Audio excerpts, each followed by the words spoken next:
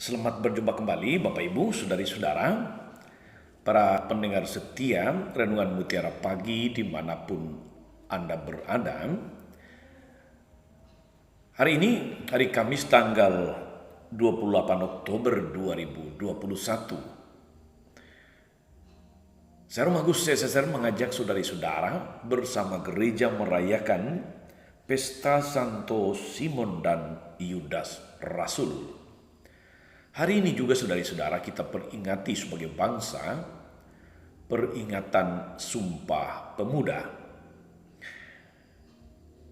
Secara gerejawi kita memperingati dua rasul yang menjadi martir, yaitu Santo Simon dan Santo Yudas. Namun perlu dibedakan saudara-saudari bahwa Simon yang dimaksudkan di sini bukan Simon Petrus, juga bukan Yudas Iskariot, tetapi Simon orang Zelot dan Yudas Tadeus. Meskipun dua rasul ini amat jarang dibicarakan saudari-saudara, karena barangkali juga kemudian tenggelam dalam dua nama, Simon Petrus dan Yudas Iskariot. Tetapi bukan berarti bahwa peran dan sumbangsi mereka terhadap gereja dan perkembangannya tidak besar. Ada tradisi yang mengisahkan bahwa kedua rasul ini, Santo Yudas dan Santo Simon, giat mewartakan Injil sampai ke daerah Mesir dan Persia, sampai kemudian wafat sebagai martir Tuhan. Sambil terpesona dengan kerendahan hati kedua rasul yang kita peringati hari ini, saudari-saudara, mari kita percayakan diri kita sendiri juga sebagai murid-murid Yesus. Sudahkah kita menjadi saksi Kristus di tengah lingkungan, di tengah keluarga, dimanapun kita berada?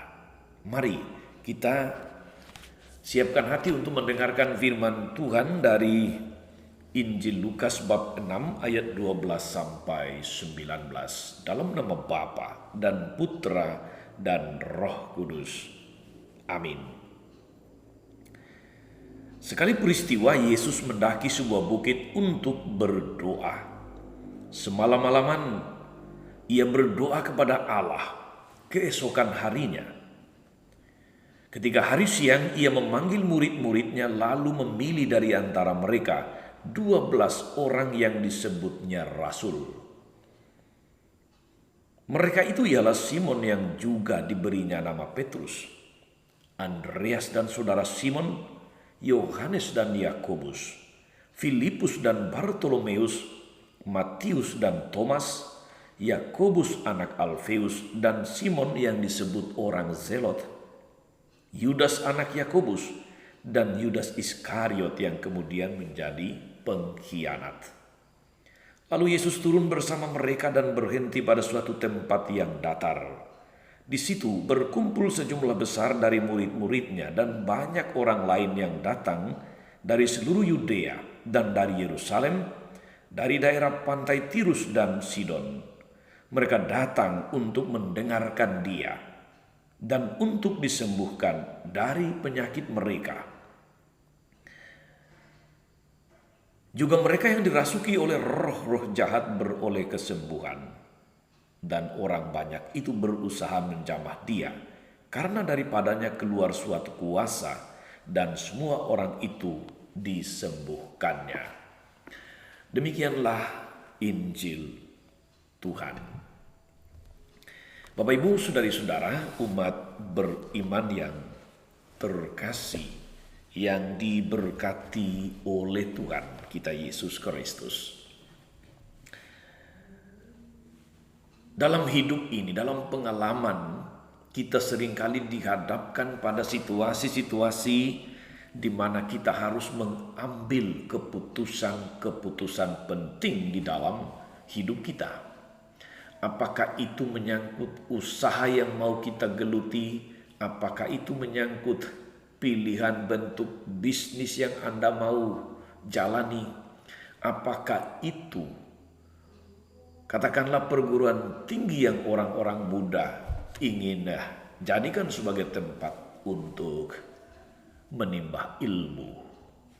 Dan macam-macam keputusan penting termasuk di dalam memilih pasangan hidup Anda. Pendeknya saudari-saudara, kita senantiasa dihadapkan pada keputusan-keputusan penting yang mesti kita ambil. Peristiwa yang terjadi pada tanggal 28 Oktober 1928, yaitu ketika terjadi Sumpah Pemuda saudari-saudara, merupakan salah satu peristiwa sangat penting dalam sejarah bangsa kita, bangsa Indonesia. Para pemuda dan pemudi Indonesia berkumpul untuk membulatkan tekad demi mengangkat harkat dan martabat hidup orang Indonesia. Tekad ini yang kemudian menjadi komitmen perjuangan rakyat Indonesia hingga berhasil mencapai kemerdekaannya 17 tahun kemudian pada tanggal 17 Agustus 1945. Para pemuda mereka berkomitmen untuk bertumpah darah satu, untuk berbangsa satu, untuk berbahasa satu, yakni Indonesia.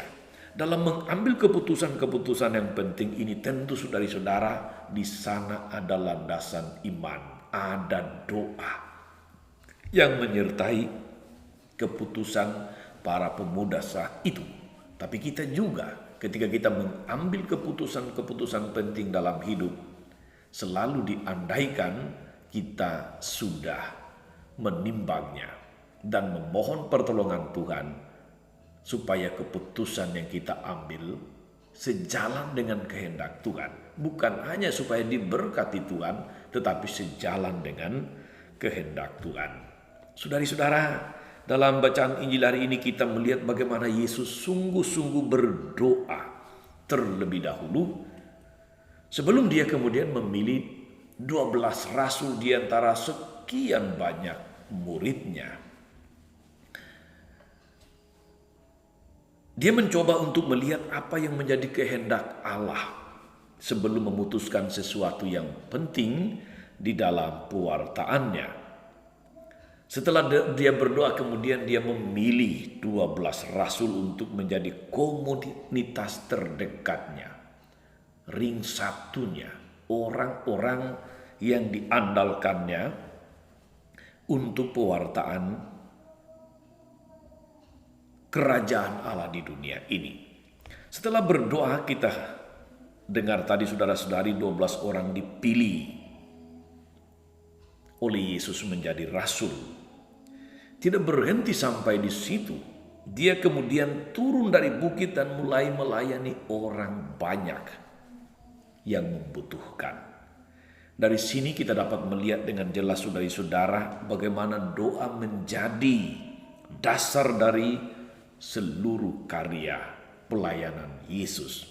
Kita mendengar juga dalam banyak bagian Injil, Yesus selalu berdoa. Pagi-pagi buta atau kemudian malam-malam dia berdoa.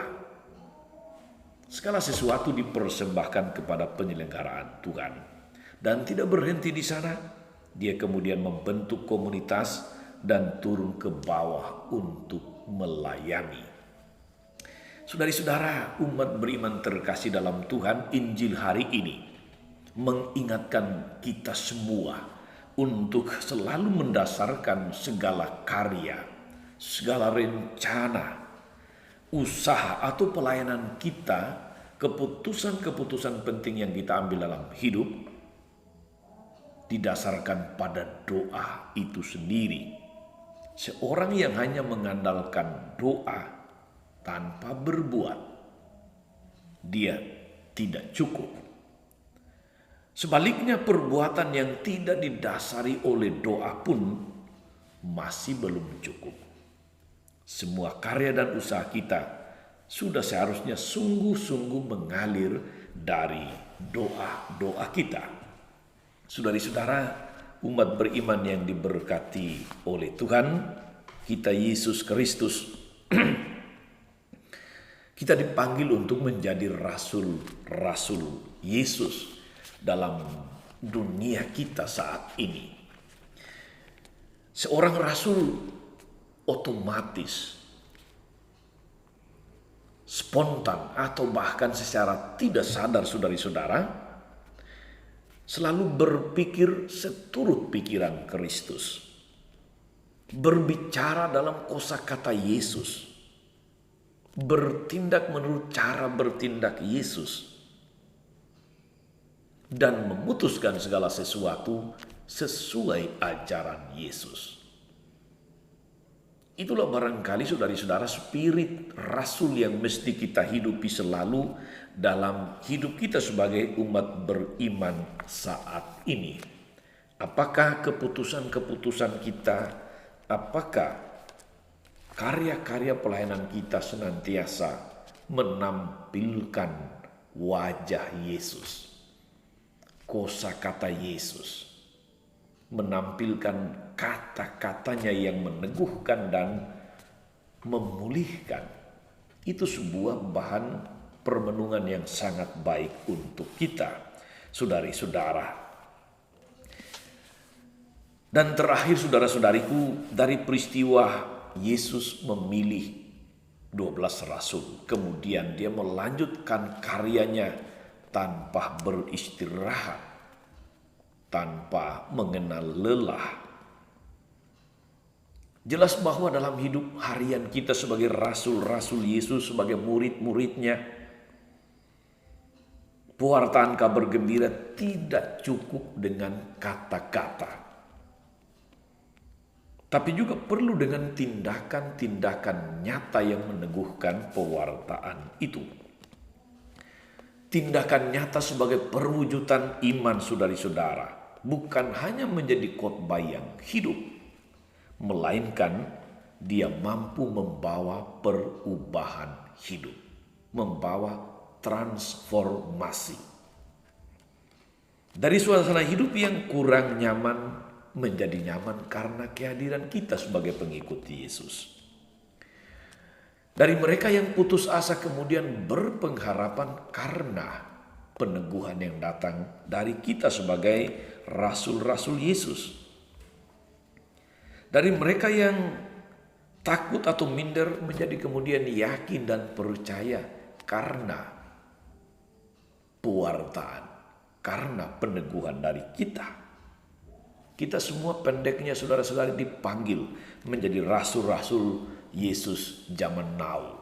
Rasul-rasul zaman sekarang yang diutus oleh Yesus untuk mewartakan kerajaan Allah, membawa perubahan ke arah yang lebih baik di tengah keluarga, di tempat kerja, di lingkungan, di paroki, atau dimanapun Anda berada, dengan berbagai macam situasi serta persoalan yang ada di dalamnya.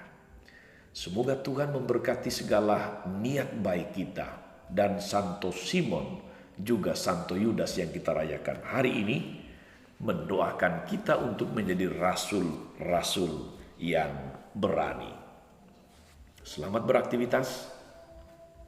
Selamat menghadirkan Yesus di dalam perjumpaan, di dalam karya, di dalam pelayanan-pelayanan kita. Dan jangan selalu lupa untuk berdoa mendasarkan segala rencana, aktivitas, karya, dan lebih-lebih keputusan-keputusan kita dengan doa supaya Tuhan menunjukkan apa yang terbaik untuk kita. Tuhan Yesus Kristus, kami bersyukur atas kesungguhan hati-Mu untuk memilih para rasul, mereka yang menjadi orang-orang terdekat yang Kau didik, Kau bentuk untuk mewartakan kabar baik. Dari mereka, pewartaan iman akan Engkau berkembang ke seluruh dunia.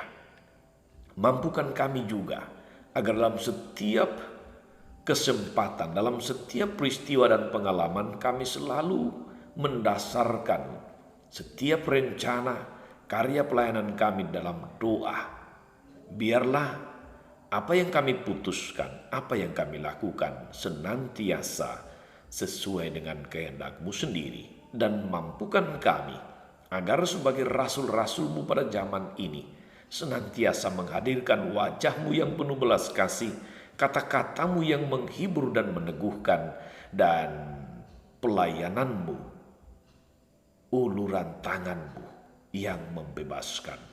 Engkaulah Tuhan dan pengantara kami sepanjang segala masa.